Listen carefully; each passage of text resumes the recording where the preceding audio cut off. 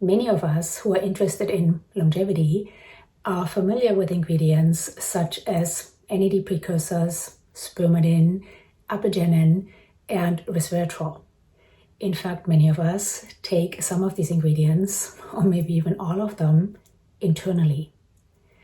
But what about these longevity ingredients for topical use in skincare?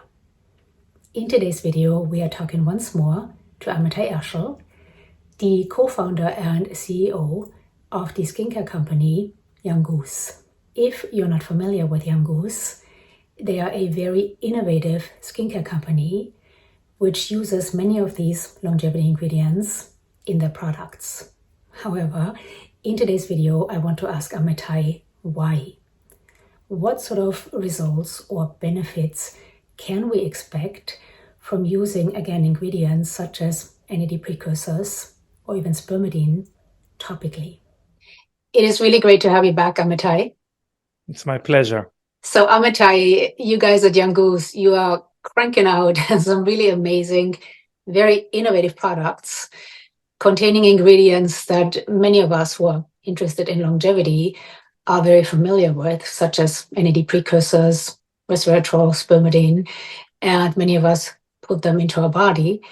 But I want to talk to you in detail about some of these ingredients and what the benefits are, not just to put them in our body, but also to put them topically onto our skin. Mm-hmm. So let's start with NAD precursors. You and I have talked about this, and I will link our previous video down below.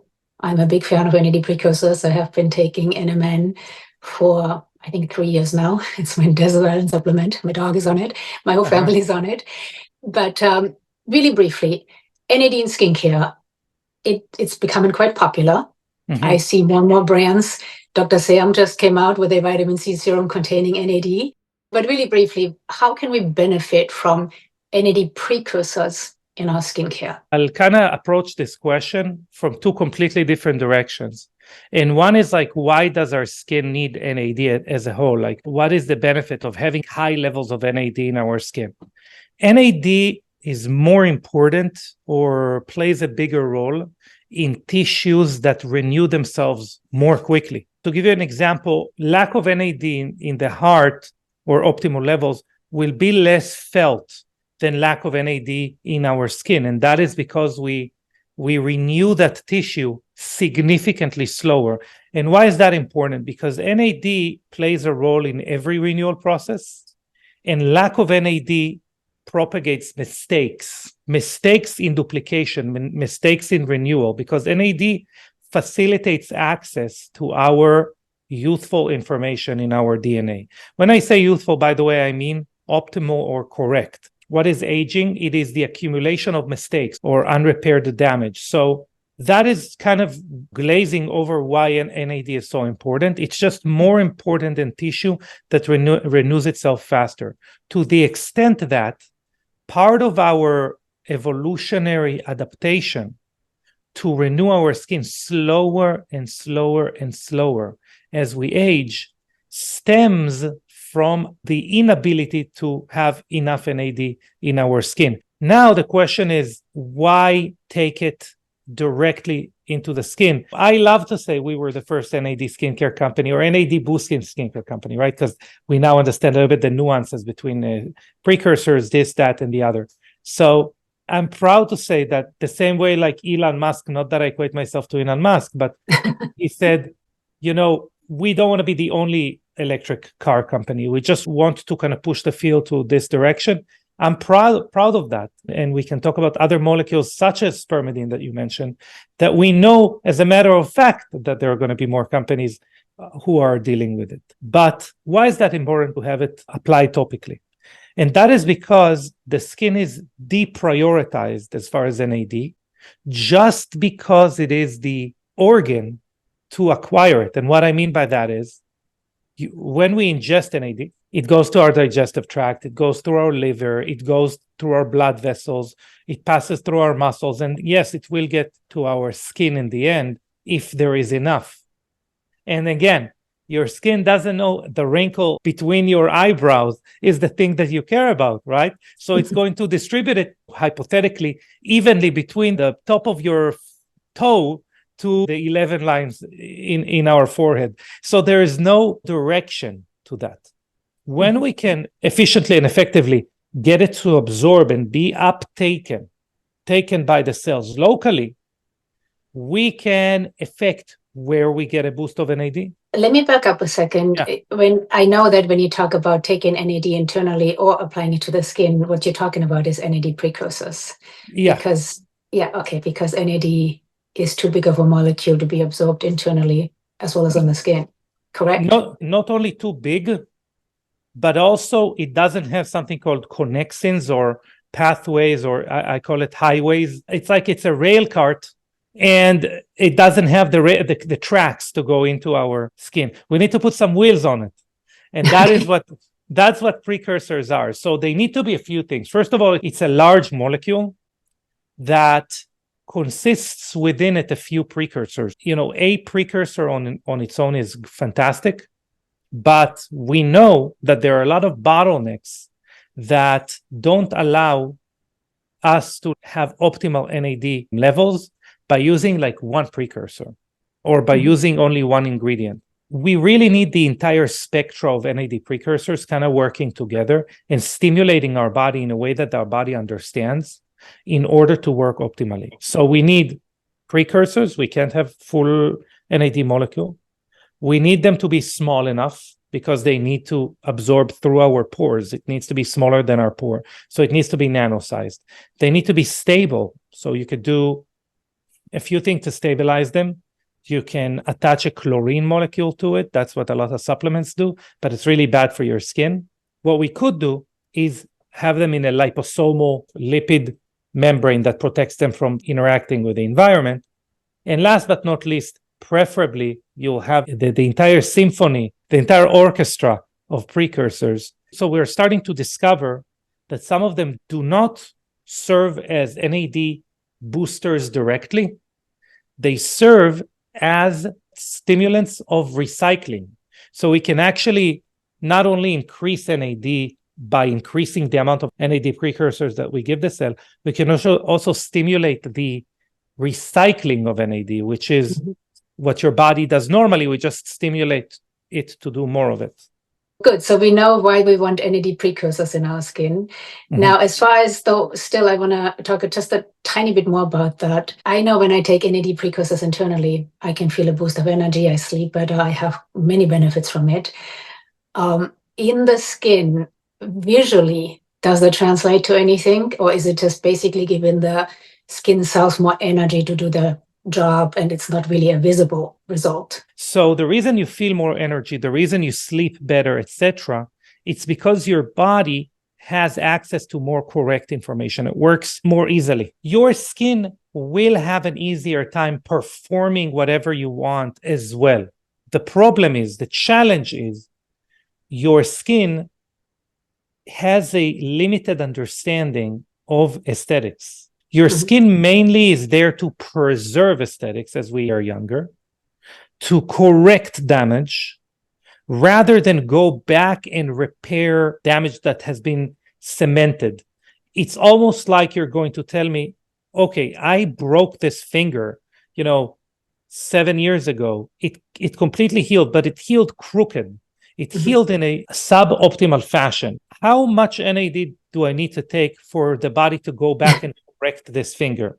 It sounds silly, but actually, if you think about it, there are products out there once in a while that are going to say, I took this supplement and something, in my body that wasn't working correctly.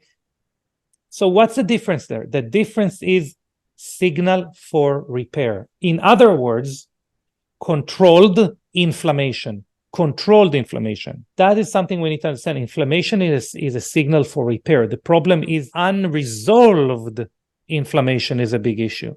So if we can stimulate the right signal, very controlled, very precise signal for repair, very short-lived for repair, and match it together with NAD, that's where the magic happens. That is really how we can speak the skin's language quite directly and make the skin do what we want it to do. So what I hear you say is, we don't necessarily see visual results, but it does help repair DNA damage, inflammation, those sort of things, but they're not necessary. It's not going to go in and get rid of my 11s or my jowls or anything like that. It's just feeding the skin cells more energy to do what they need to be doing. No, you're correct. This is a longevity product, exactly like you're saying. Having said that, if you are going to do microneedling, use retinoids, glycolic acid, not that I'm a huge fan, but let's say glycolic acid, certain vitamin C's, anything that stimulates renewal, your body's going to renew, going to perform those tasks better than it would have with subpar levels of NAD, right? There is a company, and I'm not going to name names, that literally their advertisement, and it's like a specific peptide, blah, blah, blah, is better than retinol, which is a silly claim because you are providing the body with information how to repair itself rather than the stimulation to repair itself. These are completely different things, especially in the skin. Now, I just recently listened to your podcast, which I know from that you are a fan of microneedling, and I'm really glad because personally I'm a huge fan of microneedling. I've done it for 15 years.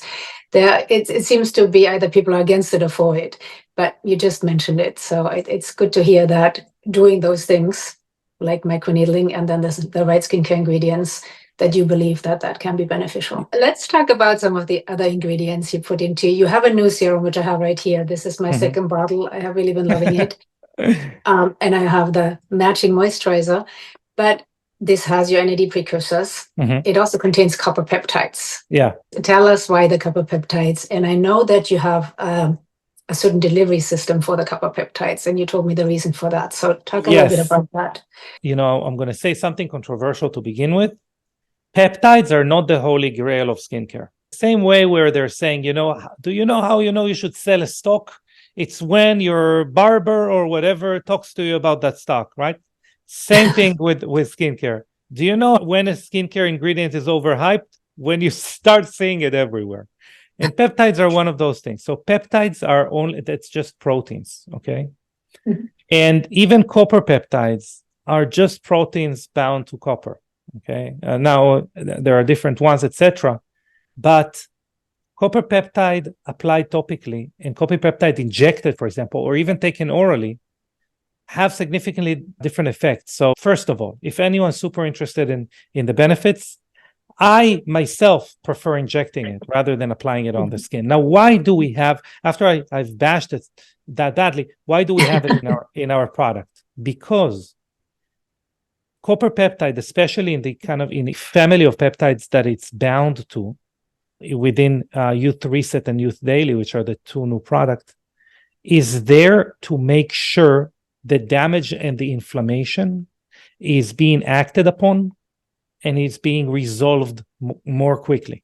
So it is almost like a backstop for any renewal process. Copper peptide, what it does, it is a lock and key mechanism for dermal repair. Having said that, think of you walking in New York City, and there are always scaffolding in New York City, right? What if we just pushed the scaffolding, we destroyed the scaffolding every day? It would be very, very difficult to finish any project, right? The same thing happens with collagen, elastin, and other lumicants, any other process that happens in the skin to create a more robust skin and less wrinkles, etc. Copper peptide might create those scaffoldings for repair. But when we move our face, when we just naturally smile, laugh, frown, whatever that is, we are basically going to that very, very delicate scaffolding and just destroying it. So what we did, aside from having it suspended in aqueous gel, blah, blah, blah, what we also did was we matched it with two peptides that are similar to botox in the way that they are impairing the firing of the same nerves over and over and over again. Okay? As opposed to botox that completely shuts down that nerve, what they do is they exhaust the nerve extremely quickly. So if one nerve fired, it cannot fire again for a while. So we're dispersing the contraction over a much larger area, which allows you first and foremost not to accumulate wrinkles in the long term, even if you didn't have copper peptide. But within the context of copper peptide, it also allows at a much more significant time to create robust scaffolding. Having said that, I still think it's an overhyped ingredient, but there is use for it, yeah. Now, I want to backtrack really fast because I know somebody's going to ask. You said you prefer injecting copper peptides. And when we talk about that, I actually had Dr. Kong on my channel. I don't know if you're familiar with her. Joy, exactly. Yeah. So that's what we're talking about. We're talking about little peptide vials that you can get prescribed and that you inject them into your subcutaneous tissue. So I don't want people to go out and get some ordinary copper peptide and inject them. It's a different thing. It is a prescription. But I'm also glad that you said they are similar to Botox, these other peptides, because we hear often better than Botox, and that's just silly because one paralyzes the muscle and one, as you said, fatigues it. So there is quite a difference. Yeah. By the way, Botox, I think anyone who listens to me for 2 minutes knows that I'm not a naysayer of Botox. Maybe fillers slightly more, but I'm not against injections, okay? I'm in the field of making people feel better, and if it makes them feel better, go for it. But Botox, you do accumulate toxicity. You can allow your body to detoxify better. You know, we can talk about how you could do that, but there is a toxic load that you're adding to the body. With these peptides, the toxic load is non-existent. That's the better things about it. The worst thing about it, it's never going to be like Botox. You're not going to get the results of Botox. Mm-hmm. Now, one thing I wanted to ask you, going back again to the injectable peptides, we know, and Dr. Kong told us about this, we have to recycle them because at some point the receptors aren't going to respond. Is there a chance with these topical peptides that the skin receptors aren't going to respond? Is it a good idea to cycle them as well? Yes and no. What you're talking about is called the blunting of the receptors. It means that the receptors, exactly like sugar, okay, or insulin response per se, there is a blunting of response by the body. But because we apply them topically and in such controlled area, you would need about 6% to blunt the receptor. And we use therapeutic percentage, and it's 3%. It is much more predominant when we're talking about full body, like an injection, where the body needs to process that peptide. Okay, so let's talk about some of the other ingredients, such as Spermidine, that you just recently put into your new products. Now, we know Spermidine usually is made from wheat germ, which is not good for people with a gluten sensitivity, but Spermidine has shown to have great benefits as far as longevity and some other things. There are some great studies on it. Taking it internally, why did you decide to put it in your skincare products? What are the benefits of using it topically? Great question. And actually, this is really good news for people with gluten intolerance that are, no pun intended, itching to use it topically. Okay, first of all, why did we want to use Spermidine topically? Spermidine, as far as recent science, and by the way, these are studies that are not published yet, but they are going to be very soon. What we start to understand is that Spermidine is at the base of renewal, just more than what we thought until now. What we thought until now is that Spermidine is a fasting mimetic. It tricks your body to think you're fasting, in other words. But we have now understood that it's significantly more than that. It's a gatekeeper of the OG of any renewal process that is called autophagy. And autophagy is really renewal distilled. And why is that? It's because it is taking malfunctioning parts, not only parts, but also waste material. So things that don't work correctly, things that our cells used already and are just laying there, etc. And it literally recycles them to make way for functional parts, or actually creates energy and components out of them. That's what autophagy is. And if until now we thought autophagy is a process, we can fast, we can do high-intensity interval training. We can go to the sauna and to some extent create autophagy. And also we can take Spermidine, and Spermidine also is another player in that field. No. Now we know that in order for our DNA to provide you with the instruction, with the information on how autophagy works, you need spermidine. It is acting on the level of the DNA to express instructions, the information for autophagy. It is much more than just another strategy to create that renewal process. And what is incredible about autophagy as a renewal process, it's more than recycling. It's like a chimney. Chimney does take out the waste, right? It does take out the air that has been burnt, this carbon monoxide, etc. But it also stokes the flames, right? Removing that foul air stokes the flame and creates a larger fire, and autophagy works the same. So the more autophagy we have, the more renewal we are actually stimulating. But now we partnered with Longevity Labs, which their product is called Spermidine Life. And we figured out, they had 2 years of research already going on. We kind of contributed our expertise, and we figured out how to adjust a broad spectrum compound that has spermidine in it. And I'm going to explain in a second why it's important, and adjust it to be absorbed through the skin optimally. And exactly like NAD precursors, it's not enough to only have spermidine.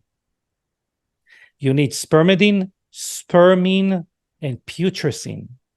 These are the precursors or postcursors for spermidine. And by the way, any study in spermidine currently that you're reading is done on the broad spectra of precursors, not only on spermidine. There is no study currently showing spermidine working well alone. About gluten and skin. The good news are gluten does not absorb through the skin. Remember, we said NAD is too big. Gluten is multiples bigger than NAD. So it doesn't absorb through the skin. So people who, again, really want to use spermidine, they want the benefits for their skin specifically, but they're afraid of using it orally. Now they can use it topically. Well, that makes sense because gluten is such a big molecule. It is why it irritates people's gut lining. But you haven't told us why spermidine in skincare. Sorry. Every good ingredient in skincare starts in wound healing. So the first study showing that spermidine works incredibly in the skin was indeed for wound healing, showing unprecedented results, like superhuman, well, it's mice, but super mouse results. That's number one. Number two, what we are understanding, and that is a couple other studies that have been published, that not only that spermidine affects autophagy in the skin, it affects it in many levels. So anything from like our dermis, but also the top layers of our skin where our microbiome lives, where our skin barrier is formed. These areas, which are very, very tricky to affect together with renewal. So most ingredients are either or, are almost like a zero-sum game. Most renewal ingredients, signal for renewal ingredients, are extremely let's talk about, retinoids. I think it's the best example. And we talked last time about why I don't think that retinol should be very strong, but the byproduct and a side effect of retinol, of tretinoin, whatever that is the damaging of skin barrier. That's not a plus, that's a minus. That's not something we want, any of it, okay? So that is an example. Again, peels, we can talk about microdermabrasion, microneedling, whatever that is. The drawback is that damage to the skin surface. Spermidine not only stokes renewal deep in the skin, but also improves skin barrier and skin microbiome function. So that's why it's a beautiful ingredient. It's because it works 75% on why cells age as a whole. So 9 out of the 12 names we gave cellular aging, what we call the hallmarks of aging, but also affects many layers of the skin positively, which is a challenge in and in itself. Does the spermidine have to be in any particular encapsulation or anything to be absorbed by the skin? Because I know my viewers, they're going to take their spermidine capsule, open it up and put it on the skin. Is that something you can do, or does it have to be formulated specifically in a product? The reason we got the opportunity to use the Spermidine Life, Cellvio is the complex. The reason we got the opportunity to use it is because they could not take this ingredient, which, they could put dry on a wound or anything like that. They could not then translate it to a formula that contains other molecules. They had a hard time translating it because the molecule reacts, clumps up. It's a very difficult molecule to work with. You could do it with your supplements, but two things will happen. First, you will see that it becomes like almost like a mud type product, does not absorb very well. And you will also be wasting a lot of money because it's way more expensive to have the amount of spermidine that we have in the product if you would buy the pills and kind of mix them together. Try to dissolve it in water and then mix it into your product. But again, you're actually going to be spending a lot of money doing it. Yes, spermidine is not cheap. No. Now, there are some non-wheat germ derived spermidine products. Do they have the same benefits, or does it have to be from wheat germ to have this benefit? Yes and no. If we're talking about something like the wonderful company called Primidine, which I believe is a wonderful alternative in the space for people who are gluten sensitive or gluten intolerant, because they can make it out of algae, then the answer is tentatively yes. Again, we want that perfect ratio of spermidine, spermine, and putrescine. So assuming that this value stays, we could assume it works the same in the skin. Synthetic spermidine, like pure spermidine, is actually not really effective. It needs its friends around to work. Now, I still want to talk more about some other ingredients, but you just brought up the microbiome. And I know, though these are brand new products, you're going to reformulate them, make them even better, and you're going to put some probiotics in them. To be honest, I'm a bit skeptical about probiotics in skincare. I mean, I obviously know of the importance of the gut microbiome and getting enough pre and probiotics into our gut. But as far as probiotics in skincare, I'm a bit skeptical. Thank you. Tell us why you decided to put probiotics in and what are the benefits. I would first agree with you. We actually do not want diversity in our skin microbiome. Where we want it in our gut, we actually want many different types of bacteria. We don't want dominance of a specific bacteria in our gut. We actually do want it in our skin. And we want it to the extent that our skin is under a total onslaught of bad bacteria. We actually want to promote a specific type of bacteria to be dominant in the skin and kind of not leave room for any other bacteria. Having said that, what we are going to use is really postbiotic. And what postbiotics are again, the communication aspect of probiotics. So we are going to skew the balance towards good bacteria rather than just introduce more and more and more bacteria to the skin. So there is no actual bacteria there. There is the communication, some growth factors, some communication aspects of bacteria, which allows good bacteria to kind of beat the bad bacteria. Another thing that it does, it thickens the skin barrier, but it also cleans out what we call leaky skin. And opposed to leaky gut, by the way, leaky gut means there is increased gut permeability to foreign objects, things that are not supposed to pass our gut lining and get into our bloodstream, do indeed get there. In our skin, again, because there are so many mechanisms and our pores are small, etc., it is not the organisms that are going to penetrate. It is the uncontrolled inflammation. It's the leakage of stressful information to our inner layers of the skin and to our brain, by the way. And by cultivating a correct skin flora, we can eliminate a lot of that. So that's only basically, as far as we're concerned, only to lower the inflammatory load, the stress load in our skin. Okay, so you are going to put that into the products. When will that be? Extremely soon. And the reason is because we were in a catch-22 and we're said, these products are selling extremely quickly. So we need to create a lot of products at once.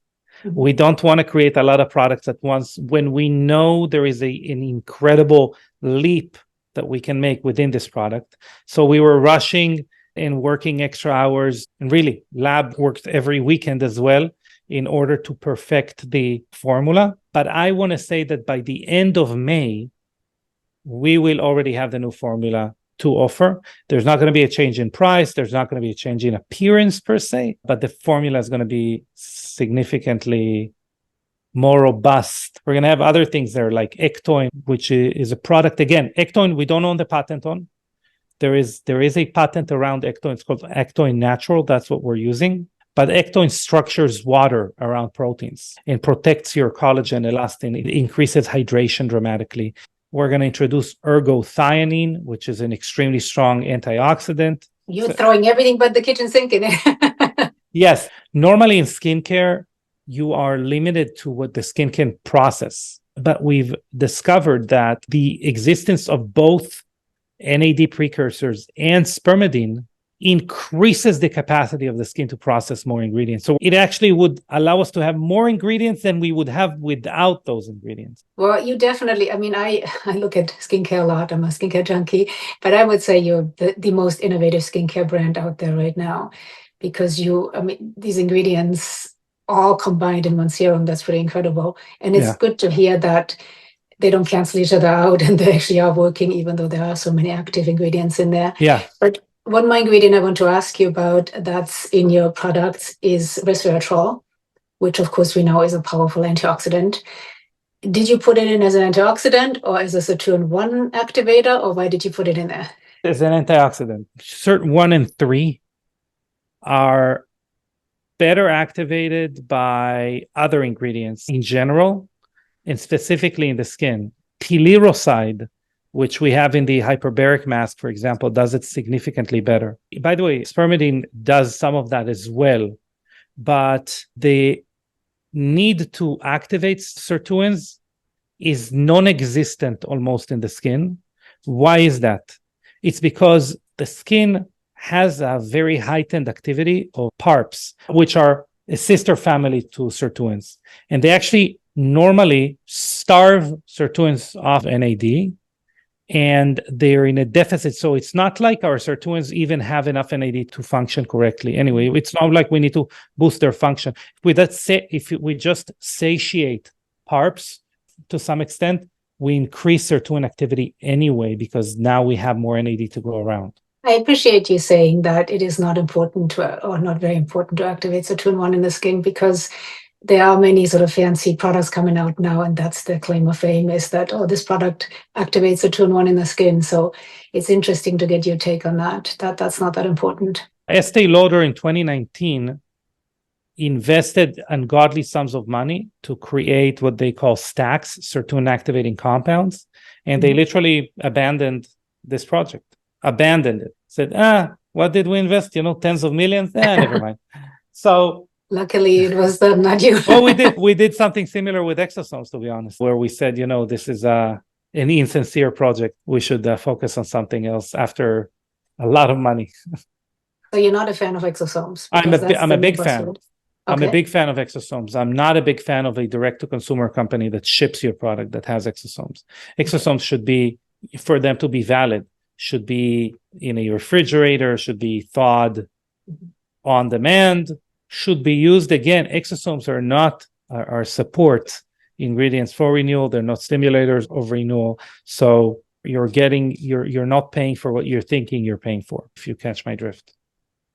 I get your drift. So you're saying exosomes in skincare products, they're not even stable. They're not really, it's a waste of money. You're not getting any exosomes. If you're buying it was on your porch, you're picking it up, you're putting it on your counter or even in your fridge. And then you're taking your little dropper and you're dropping it on your hand, rubbing it and applying it on your skin.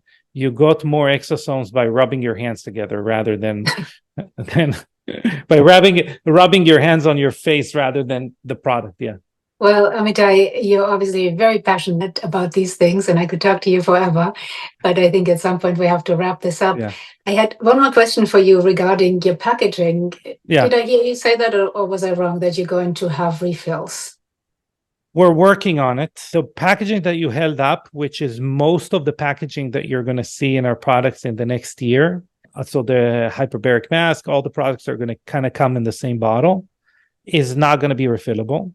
But it is a step towards refillability. That in order to fill up the refill components, we needed to switch to those bottles first because of compatibility. So I want to say that 2025, we're going to have refills. That's great to hear. Makes me feel better about buying all these products.